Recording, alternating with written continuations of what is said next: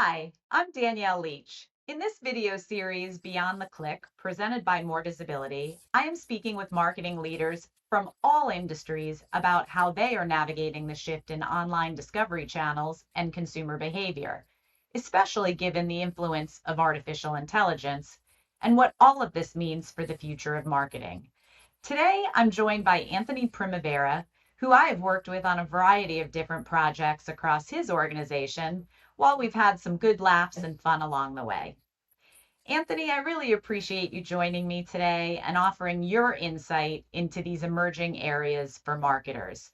I know it's going to be a great conversation. Why don't you go ahead, please, and introduce yourself? Sure thing, Danielle, and thank you very much for having me. My name is Anthony Primavera, and I'm the Vice President of Digital Marketing at Informa Connect. We are the conference and events division of Informa PLC. In my role, I am part of the central marketing team. We work for the chief marketing officer, and our responsibilities break into two buckets basically. On the one hand, we are subject matter experts who are trying to define the best practices and find the next thing and set the strategic direction for the marketing organization. And on the other side, we basically function like an internal agency. So my day could be as varied as a 9 a.m. call discussing some big philosophical challenge, AI, how deep do we get involved in this, and do that for an hour, and then immediately follow that up with keyword research and optimizing a single URL with a marketer. So my day can be that diverse. Awesome, awesome. And I know you and I have worked together now for quite a long time. And so you've seen a lot of Yes. changes in the industry. I remember when we first worked together back on Google Analytics, and it was probably versions and versions ago than where we are today with Yeah. GA4. So let's kind of start there. From your perspective, what do you think the most important shift happening in marketing is right now? But more so, the shift that's happening that a lot of organizations might still be underestimating. Yeah. So the shift obviously has to do with AI, right? We how many times are we going to talk about AI in this conversation? But the shift that's being underestimated is not the shift to AI. If anything, that's being overestimated, in my opinion. What's being underestimated is the fact that marketing and skilled marketers still have a role in this new paradigm that is driven by AI. If you think about the trajectory, and when AI first broke out and went mainstream, the first thing I remember about or that followed that was prompt engineering was a job title and something that like every Right. organization needed to have, right? And it was about crafting the perfect prompt so that you can get the perfect output. And I won't go through all the variations after that, but I feel like you know we've gone from push button get output, get content, get data, whatever, to this version that is more aligned with the fact that we still need talented, skilled people to connect all of these dots. And if you're not thinking about that, if you're just looking for that silver bullet, the thing that is going to write the content for you, I think that's your underestimation, and that's going to be the problem. Yeah, good points. So, kind of following that thought and theme, as all of this begins to reshape how people discover and evaluate brands on the B2B or the B2C side, how do you think the role of marketing visibility is evolving? I think I think visibility is being redefined, honestly. I mean, when I'm in rooms with people who really understand AI, I am not holding myself out as an expert in AI or the intersection of marketing and AI. But I fortunately find myself in those conversations frequently. Those people are talking about a future where businesses don't have websites for people; they have websites for AI.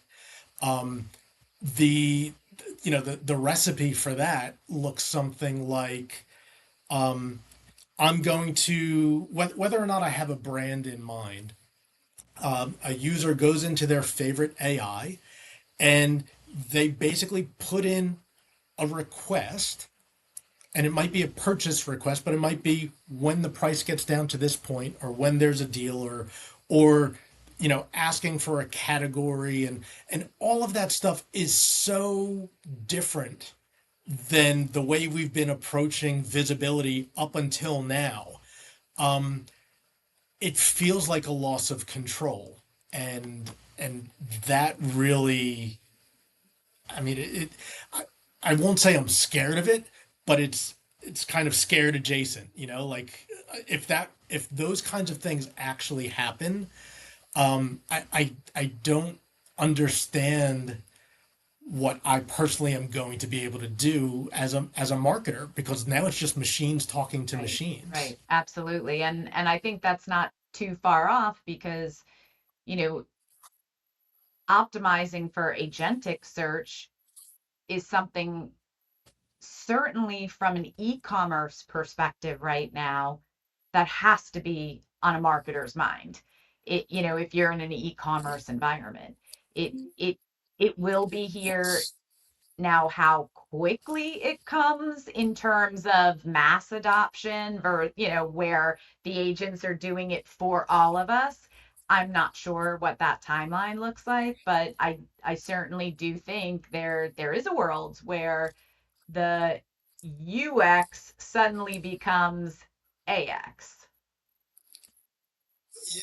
I like that. Um, I do think I'm being a little bit alarmist and perhaps dramatic for the camera here. My first answer was about the underestimation Right. of marketing. And so I do think that, where AI thought leadership is trying to plant its stake is not necessarily where we end up. And so that gives me hope that, there still is going to be a place for the creativity and the smart approaches that, so many marketers take on a day-to-day basis. It's not just going to be, you know a website I designed agree. for I agree. At the end machines. of the day, we're It, still people selling to people, and I think we all yeah, still do to varying extents crave human connection, and I yeah, think the creativity certainly is always going to be led by the individuals. So, when you look yes. ahead to the next 12 months, which, the way that things have been changing lately, it seems like almost an eternity when I say a year ahead or a year out.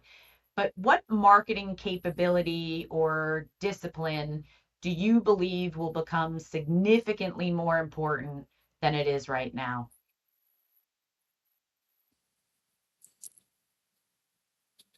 What I see right now is, um, a lot of solutions that are out there, AI solutions available to marketers,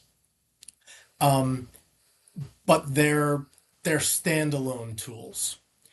And I think I think the thing that a marketer today should be thinking about for the immediate future is the effective, efficient way to join up all of those points. Call it an AI ecosystem or something like that.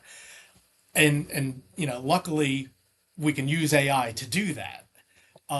But I think the next step will be some version of an AI ecosystem for marketers that either joins up the output directly, or maybe even like actually connects the tools, so that I don't have to repeat myself when I'm working in this tool and then go over to this tool and need what that tool provides.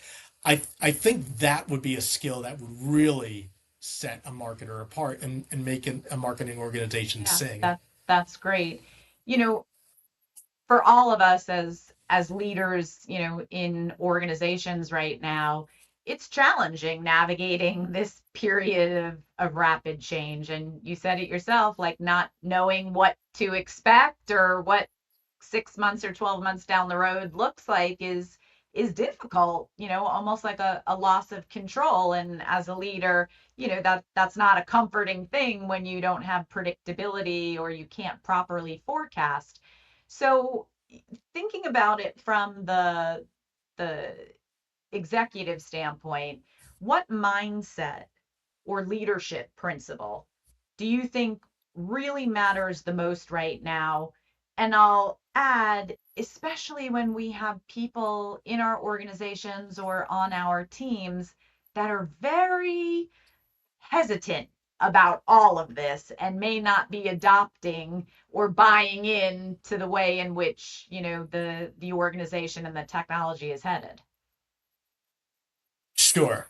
So I can't say that this is the best, but I can say that this works for me personally.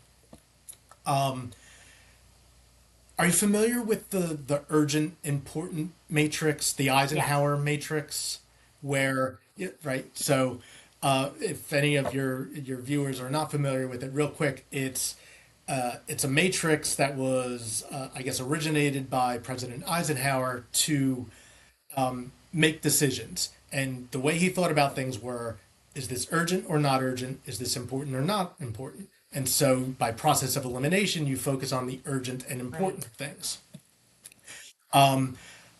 So I don't use that version of it, but when I was at Rutgers, I learned a version of it in a stress management class of all places. And the model was different. The model was things that matter, things that don't matter, things you can control, and things you can't control. And I mean, I've honestly used that, if not every day of my life, every week of my life since I learned it. I've taught it to my kids. It's a really practical framework to just let go of anxiety and anything that's bothering you like that. But it's also really good advice for marketers. Focus on what you can control and what matters, what's important. And so, in practical terms, that might be making changes to your website. You might be losing traffic, or there's a blind spot in your traffic because AI is stealing visits from you and you don't know how people are getting there. And we all know, or have our own versions of those problems. But yes, you can decide to chase those lost visits down, but things you can control, things that are important way of looking at this might end up advising you to, you know what, I still have 80% of my traffic coming to the website. What if I just did a better job of selling to the audience I already have? I'm not going to forget about the 20% that I've lost, but if I really focus and double down on that 20%, on that 80%, excuse me, can I not get back to where I was? That I think that's a really important mindset when marketers, I mean, business in general, is losing so much control right now. We're at the mercy of outside forces. So just stepping back and thinking about what can I control, what's important, and then focusing on that, I think is a recipe for Yeah, success. I love that. And especially if you think about it, if that 80% is very highly qualified, targeted visitors coming to your site from your ICP, what can you do to maximize that and expand on that? And, I think that's That's right. where, you've always been a data guy from the time that I first met you. And so I think, for me personally, data right now is incredibly important, and not just Oh collection yeah, of data, right? It's really the interpretation of data and then potentially the storytelling of what that data really means. And so just capitalizing on the point you made or the example that you gave, with the 80/20 and the loss of traffic, um, moving towards a zero click type environment or landscape, I do think not only having accurate data, but then understanding what that data means and being able to take advantage of the opportunities that the data surfaces is so paramount right now. Yeah, it's the Trinity, and it will never not be the Trinity. What happened? Why did it happen? What am I going to do? Yep, I love it. That's Anthony, all it is. thank you so much for your time and your insights today. I knew it would be a great conversation and you'd have a lot to share because there is a lot happening. So do appreciate you taking the time to sit and talk with me. And thank you all for listening. I hope you do follow along with the Beyond the Click series presented by More Visibility as we continue to speak to marketers around the globe and find out what they think as AI continues to reshape how people are discovering and evaluating your company. Thanks again, Anthony.